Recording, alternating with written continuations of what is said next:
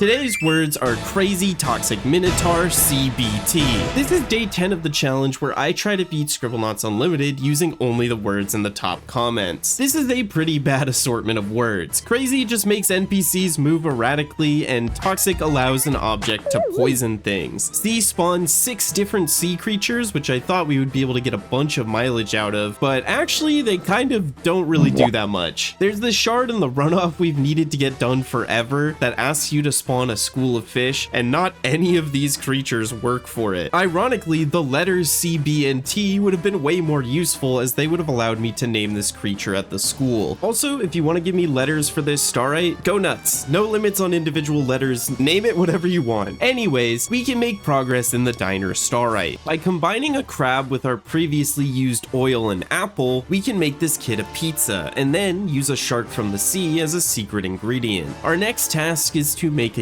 phoenix. The chef immediately reuses the apple that came out of the oven to give it color. We can give him a starfish to add regenerative power, and for a source of magic we can spawn a Minotaur. This actually brings us to our final customer, who wants us to make a motorcycle.